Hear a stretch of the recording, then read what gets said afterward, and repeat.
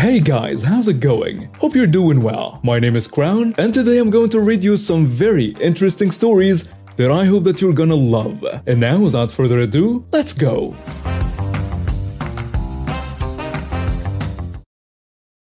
A little backstory. My family have been breeding dogs for more than 1.5 decades and take a lot of pride in our going job to breed as healthy and typical dogs of our breed as possible. I'm currently in my mid-20s and have been educating the people who buy pups from us how to properly care for them since I was 13. Since all of our dogs are a part of the family, we put a lot of thought into where each puppy should go.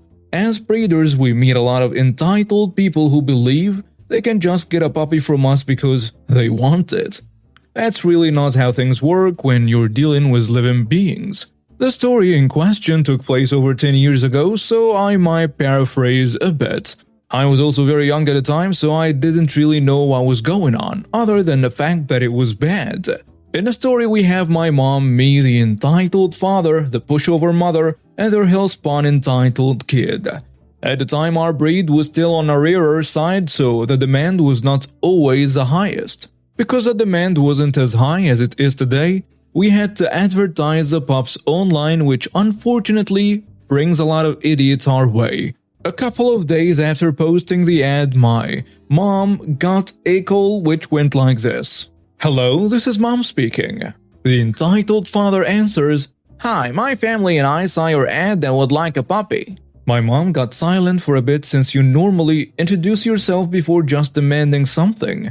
"Could you tell me a little about yourself and your family?" "My name is Entitled Father. I live with my wife, the entitled mother, and our child, the hellspawn. We live in an apartment in the city." As soon as someone mentions they have a child, we get a bit unsure about selling them a puppy, since some kids have no idea how to act around or treat an animal. "Oh, okay. How old is the child?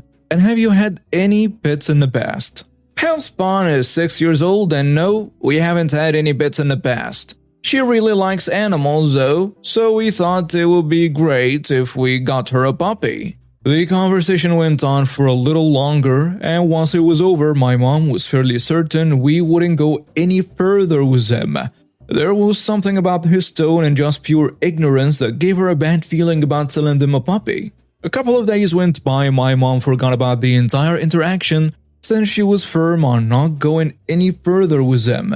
Family friends were picking a puppy up at our place when my mom's phone started ringing. "Hello, this is mom speaking."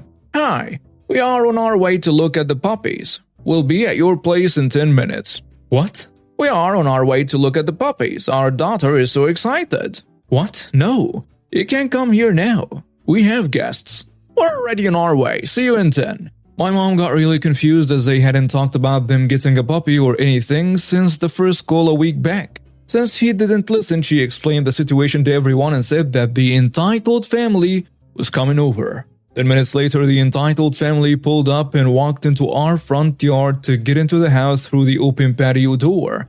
For some reason, my mom didn't want to be rude and figured they could just look at the puppies and leave afterward. If she hadn't made up her mind that they weren't getting a puppy before this, they were definitely not getting a puppy after inviting themselves to our house. As soon as the entitled kid saw all the dogs, she went up to a puppy she thought was cute and started petting it. When the puppy tried to walk away, she started pulling it back pretty roughly in its legs. Neither her entitled father nor pushover mother said a word to her when she pulled the puppy back, even though they were watching her the whole time. Mom says, "Hey kid, you have to be careful with the puppies. They can get hurt if you do that." She barely acknowledged my mom, and her parents still didn't say anything. After a little bit, other puppies started going up to her, as well as the older dogs. When she pushed away the older dogs, my mom once again tried to calmly tell her to be careful with the dogs. The kid ignored her, and a puppy she didn't like or didn't want walked up to her. So she roughly pushed it away, so the pup slid a good 2 to 3 meters over the floor. And that's when my mom lost it. "You do not push the puppies away like that. You guys come here to my house without invitation when we have guests over with this spoiled brat. Get out of my house right now. Leave. You're not welcome anymore." The entitled dad says, We just wanted to look at the puppy since we're gonna buy. No, you're not going to buy a puppy from us or anyone we know given how that kid treats the dogs. She'd be better off with a stuffed animal. Get out of my house. The entitled father tried to say something else, but my mom was not having it and threw them out. My mom rarely gets angry and she was absolutely livid at the time. As soon as they got out, my mom slammed the patio door shut after them and they left. Literally, everyone in the room was just staring after them in disbelief. We didn't hear from the entitled family after they were thrown out and warned every breeder we know about them. I know they contacted other breeders, but as soon as the father introduced himself, he was denied. To my knowledge, they didn't get a dog, and I genuinely hope that really is the case. That kid should not be allowed to be near animals. The fact that the parents did not stop her from potentially hurting the dogs tells me she wouldn't have improved with her handling either. A couple of years ago, my parents were looking to sell their home so they could downsize in time for my dad's retirement. In the 12 years they have owned the house, it has gone from being a bit of an unloved 3-bedroom and 1-bathroom property to a 5-bedroom and 2 bathrooms with an extension built on a side. The property is now big enough to split into 2 houses, 1 3-bedroom and 1 2-bedroom. When the estate agent came around, they valued the property at $525,000 as it wasn't a buyer's market at the time, a little less than my parents wanted, but they were keen to start looking for properties elsewhere, so agreed to put the house on the market. A couple of months went by with no real interest. There were a couple of house viewings, but nothing really came from them. I don't think they even came back with an offer. And then the entitled mom turned up. She was looking for a large property for her and her 3 children. For information, she was a single mom and was really keen to put a bid in on my parents' home, but was unable to afford the asking price or get a mortgage. She knew this coming into viewing the home. The estate agent had informed her that because the house had been on the market and my parents were keen to move, they would likely accept a significantly lower bid. So the woman put a bid in for $450,000, the very upper limit of what she could afford. Anyway, unsurprisingly, my parents said no. The estate agent and mom were both angry at my parents, sending messages asking why they wouldn't accept $450,000, because it was the best they would get under the circumstances. They didn't need a 5-bedroom house when they were only using 2 bedrooms. And it was unfair on them to deny a struggling single mom with 3 children a larger home. Again, my parents weren't willing to be bullied into selling, stood firm, and said they had no interest in selling for that price. The last straw was when the mom got in touch herself and informed my parents in no uncertain terms their house wasn't worth the asking price and she could easily go and buy a 2-bedroom house in another area of the city for $350,000, and stick a 3-bedroom extension on a site for less than our property cost, and that they really should consider her $450,000 as nobody else was going to bid more. My dad, who was speaking to her, told her to go and do exactly that and said they would be taking the property off the market thanks to her attitude. She seemed shocked and didn't push again. My parents took the property off the market and we are still here 2 years after. They are now looking at selling again. Hopefully they will have a better experience this time. Just wanted to clarify a bit about the $450,000 as it was so poorly written on my part. What I meant was she couldn't afford to get a mortgage on a property worth $525,000 and could only afford $450,000. She had an extremely large deposit though due to her divorce, which we became aware of when she made the comment about buying a cheaper house and adding an extension. So I worked at a small community bank for a time as a banker, opening and closing accounts, completing paperwork and so on. This occurred shortly after we opened our doors again after COVID. An older gentleman, whom I'll call Jim, came in on a random Monday and asked to speak with a banker. I was available and invited him into my office. Once inside, he related that he and his wife, we will call Karen, were going through a divorce. Jim expressed that Karen had full control over the finances to the point where he didn't even have a checkbook or debit card for the accounts, even though one of the accounts was solely funded by his pension checks. He then informed me that he had come in to check if Karen had been writing checks off of the accounts, as he had a copy of a legal document she had signed stating that she would only be writing checks off of the account for necessities up until a certain date, which happened to be 3 weeks prior to Jim coming in. After ascertaining that he was who he said he was, checking his ID, I pulled up the account in question. Since Karen only had checks for the accounts, we could track and view a photocopy of each check written that had been cashed. We discovered that she had continued to spend not only past the date she was supposed to stop, but she had also been writing checks for non-essentials. Also, a no-no. Jim then tells me that he was suspicious that this would happen because when they began the divorce process, she had taken half of the money out of the account and was forced to put it back. I could see the transactions in the account history, so he wasn't lying. He then asks me what he can do to ensure she cannot touch his money. I told him that since she has a checkbook for the account, taking her off of the account wouldn't guarantee that she couldn't touch it. The only option would be for him to close this account and open a new one with only him on it. He decided that he wanted that, so we did just that. After he leaves, I continue on my day updating my supervisor on a situation due to how strange everything was. Well, a few hours later, Karen, whom I've never met before, storms in and demands to speak with a supervisor. My boss took her into her office.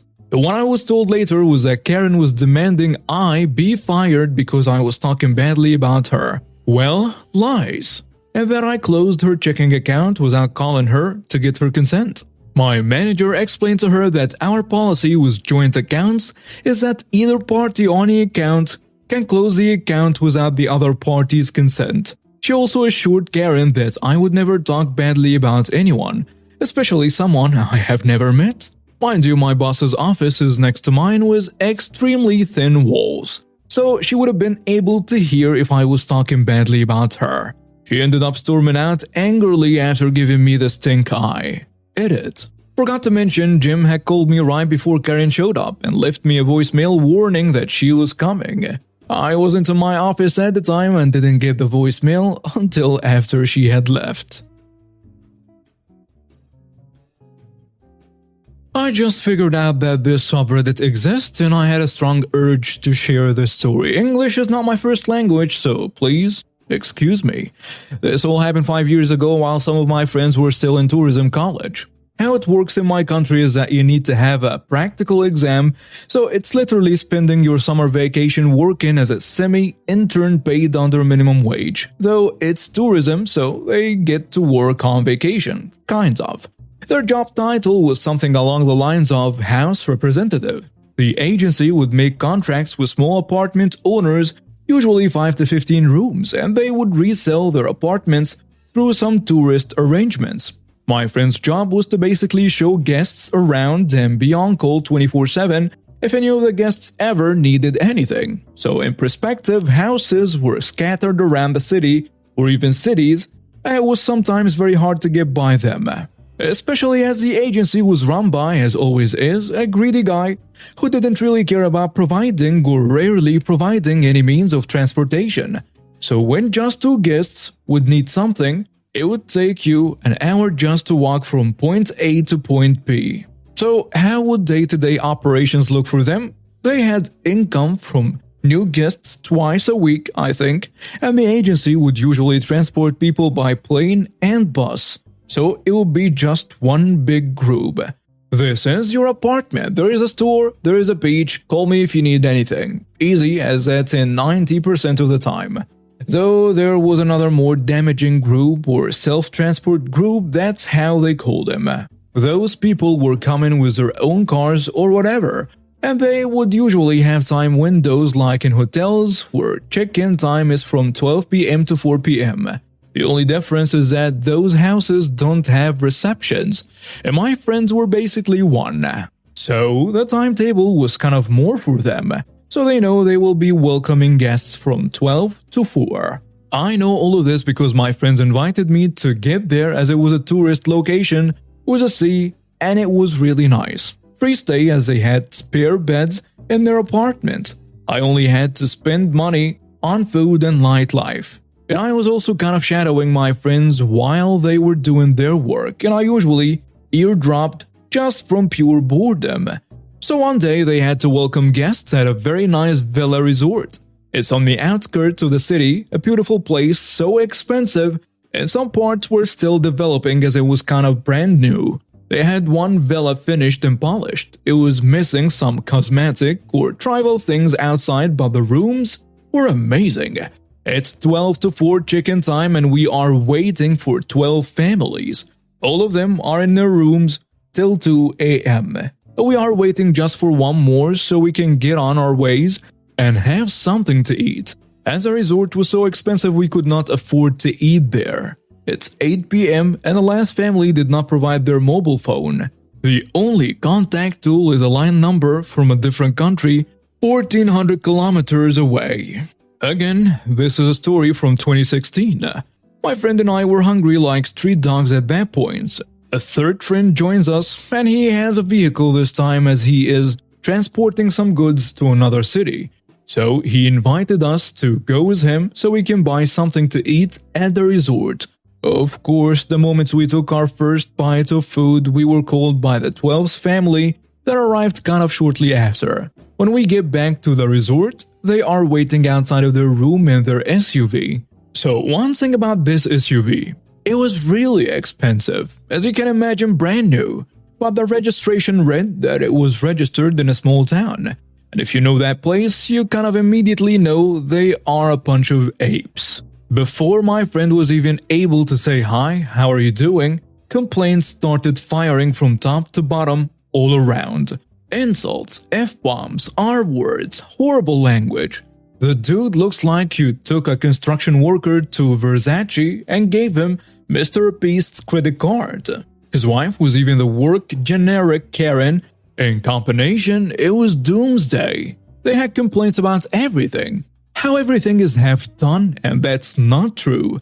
How there are, and this is important, cables hanging everywhere that their kid might touch and die. Those are their own words. The fence around the villa was unfinished and there was a concrete machine next to it. This was the only true part, though who cares?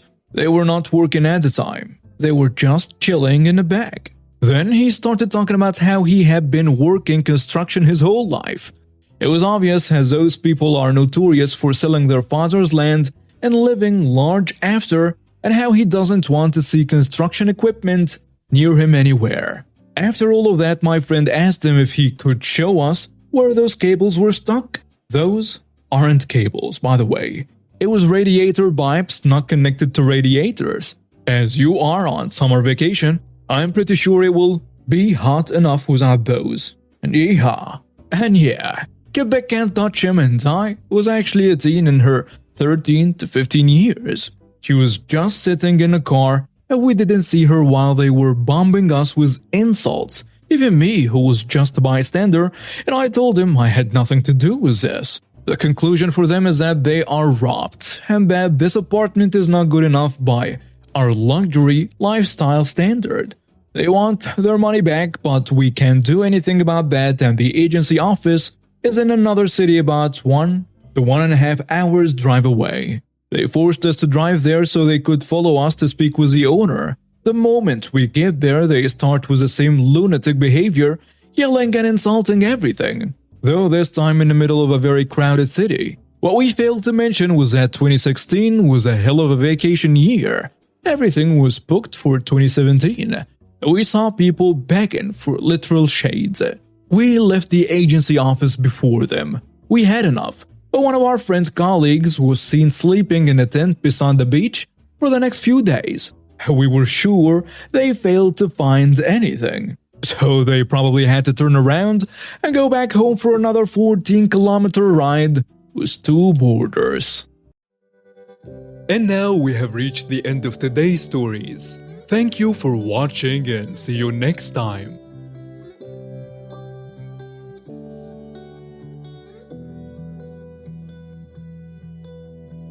Alright, everyone's presentations are done. Nick, the manager, said as he tried to move the discussion forward. "Excuse me, I haven't.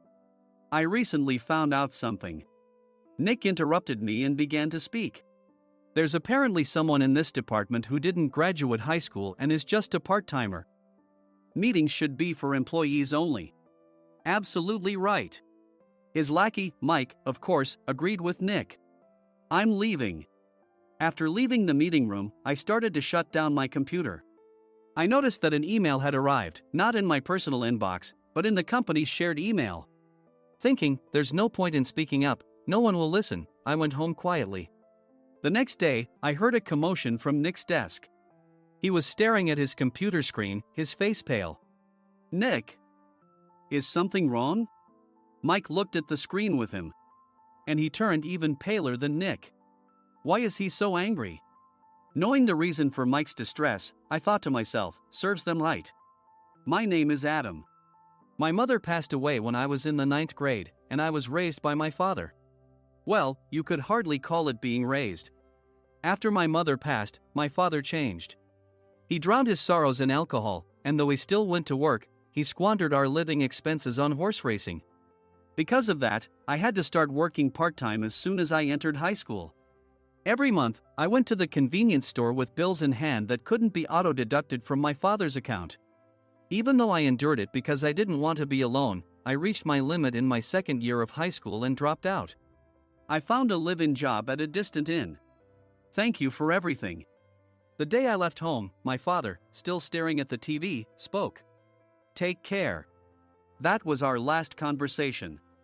Back then, 18 wasn't the age of majority, so I needed my father's permission to work, and I couldn't hide my place of employment. Yet, my father never visited me even once. I kept working just to survive, and before I knew it, I was 42. Years of hard work paid off, and I was transferred to the headquarters. I was thrilled to be recognized by the company, as I thought I'd be working in the field until retirement due to my lack of formal education. Listen up. Our work can change the future of our employees. Don't drag us down. On my first day after the transfer, Nick, dressed in an expensive suit, spoke sternly. There was a reason for this. Our inn was located in a prominent tourist destination, known so well that everyone in the state could sing its commercial jingle. At its peak, we had 5 locations within the state. But that was long ago. Due to financial difficulties and aging facilities, only the place where I had worked for many years and the original establishment remained. I was prepared to lose my job anytime, but now there was a glimmer of hope. With the rise of social media, the tourist area where the inn was located started gaining attention again. Depending on how hard the sales department, where I was transferred, worked, we could either thrive or be forced to give up this prime location to the new hotel chains continuously popping up. For Nick, who had switched careers from another industry to strengthen our sales, this was a battle he couldn't afford to lose. I understood why he had to be strict. I will do my best. Nick sneered at my enthusiastic declaration. Did you not hear what I said? I'm sorry. I thought I was listening carefully. Out of habit from years of customer service, I apologized reflexively, though I had no idea what had offended him. Someone was watching me with a smirk. In this department, there are those who are expected to excel and those who have been shoved here because they have nowhere else to go. You are the latter. It was Mike, the section chief. He's 7 years younger, at 35. But he was called to headquarters much earlier than I was and had been moving around within the headquarters ever since. I'm not jealous, but I can't accept that he's my boss. Graduating from a prestigious university, he has an unusually high pride and caused many problems as a newbie, making things very difficult for me when I was the front desk leader.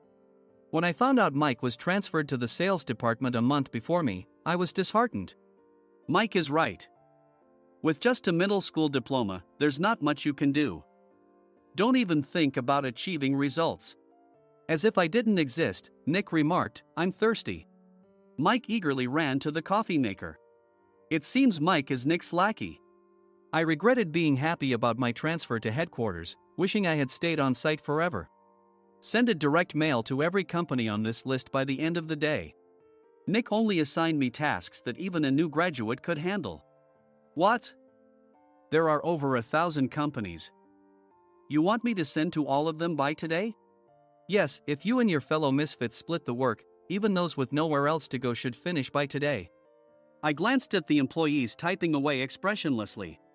They were worn out from customer service, only thinking about leaving on time, or were women reassigned after having children. With zero motivation for work. Even Sam, a new graduate from the same university as Mike, who was supposed to be among the expected achievers, had no enthusiasm for the job. Having joined the company wanting to do customer service. I don't care what they say, I plan to quit anytime, he said. Only Nick and Mike were highly motivated, making all the decisions between the two of them. I originally only wanted to work at the inn to survive and had no particular attachment to this job. I swallowed my words, thinking I had no right to reprimand them.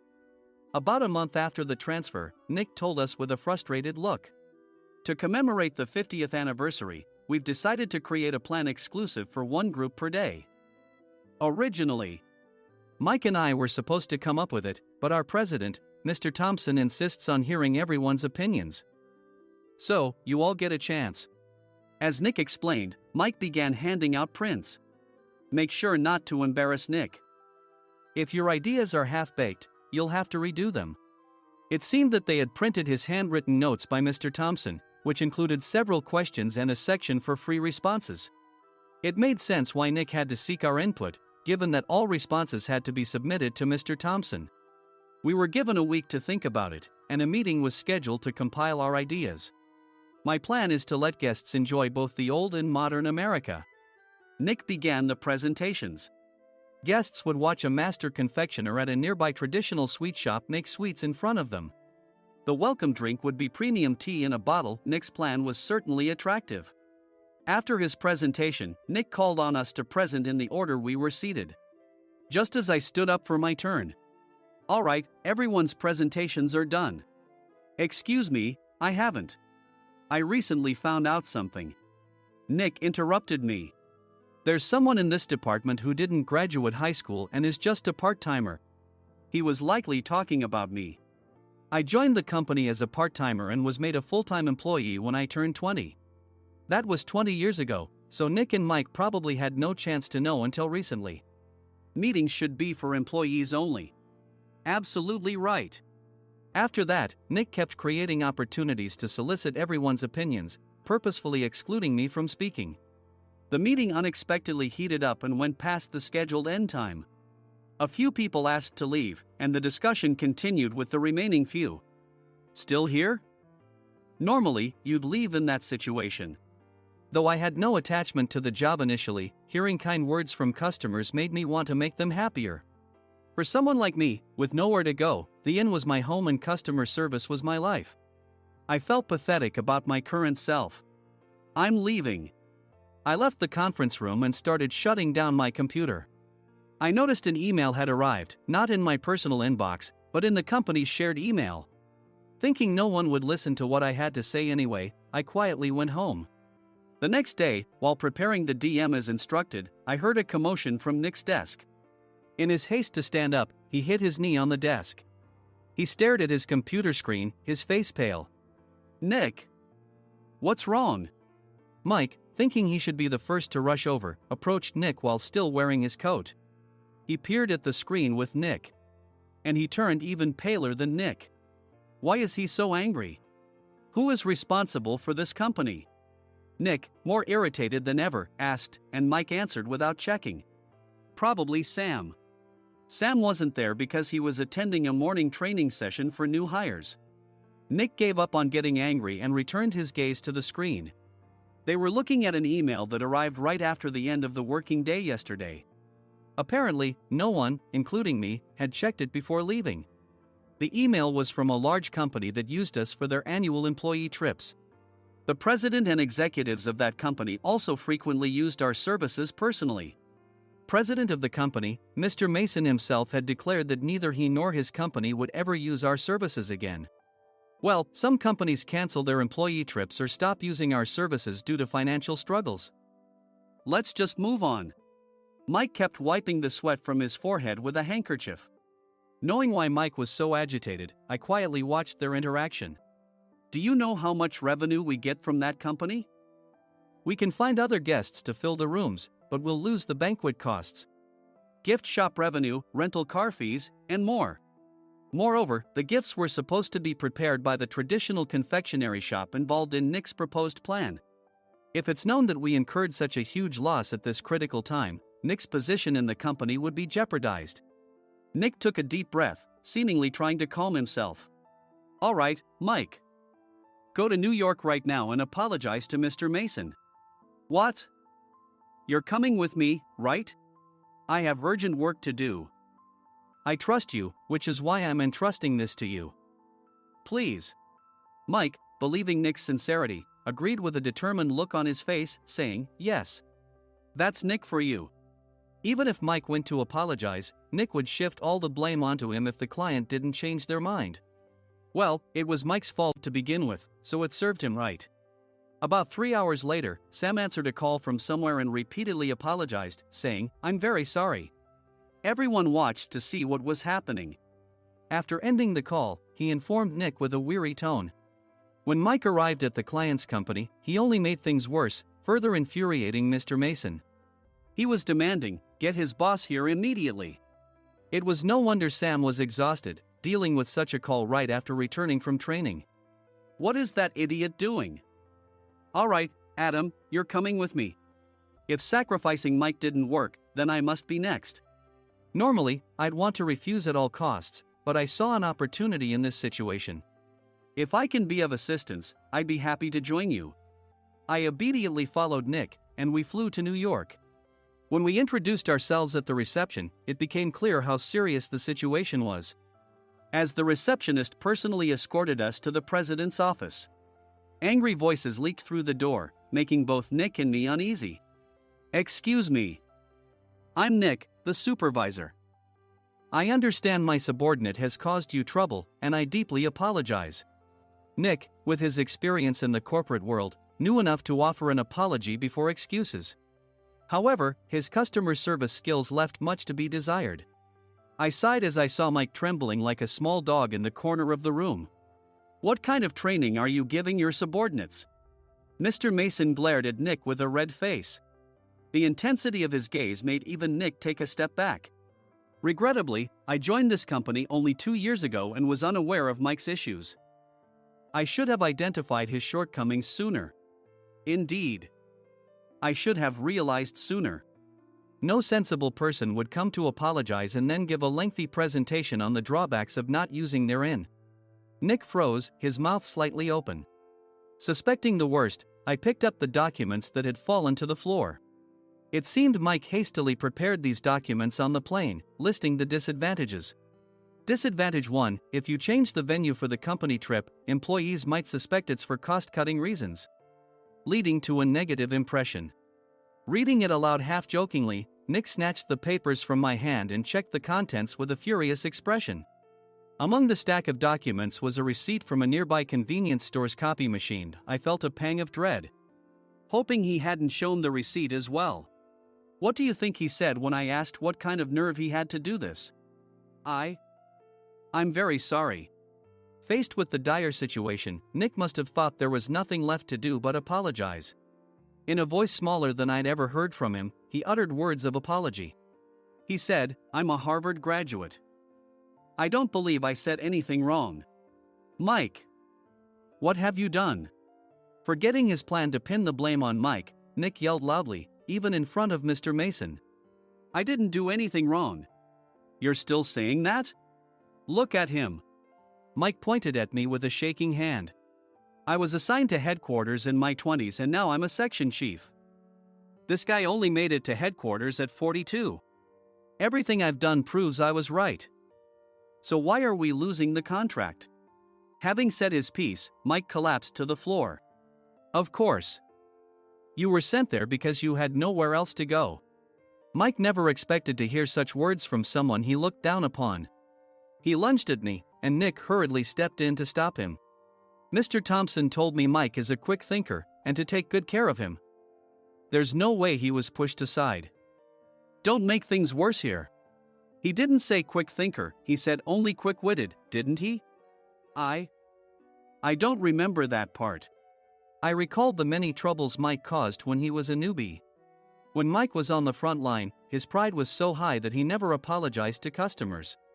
Customer service, especially in our job, doesn't work alone. It brings both good and bad situations. If the front staff or housekeepers made mistakes, or the cleaning company didn't properly clean a room, one had to apologize to the customers regardless of personal fault. Mike, in such situations, would never apologize, insisting he wasn't at fault. This often angered customers, and as the front desk leader, I frequently had to apologize on his behalf. He caused complaints and disrupted operations, which is why he was quickly moved to headquarters. In departments where he didn't interact directly with customers, his quick thinking was beneficial and things went well. But it seemed his flaws were starting to show. Corporate reservations are supposed to be entered into the system by the sales representative. But a quick check yesterday revealed that more than 10 items were missing from the client's reservation. The handover document clearly stated what needed to be prepared. Why didn't you enter it into the system?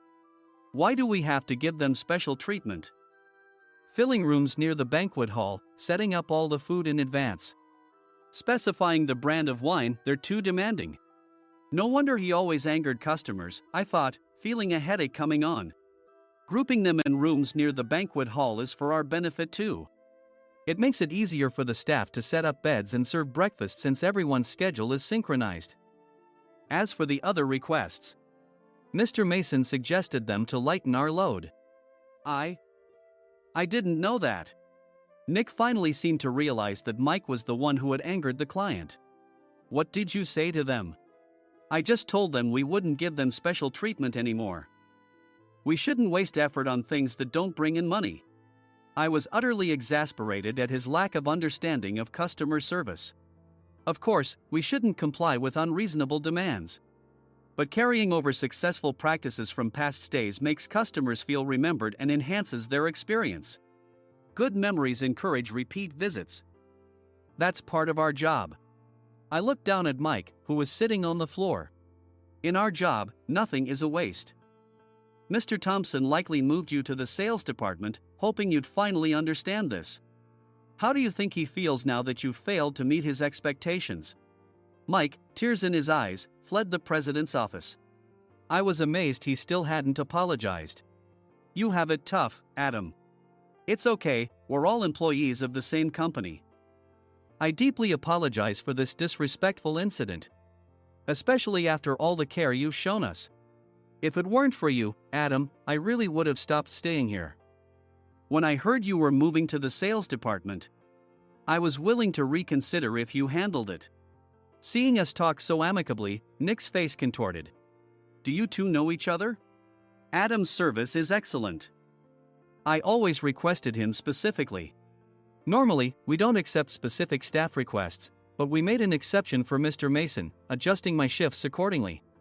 He had personally stayed at our hotel just before my transfer, and during casual conversation, I mentioned, I'm moving to the sales department soon. If I hadn't told him then, things could have been much worse. Please continue to take care of us. I look forward to it. On the return flight, Nick awkwardly offered me a can of beer. It's still working hours.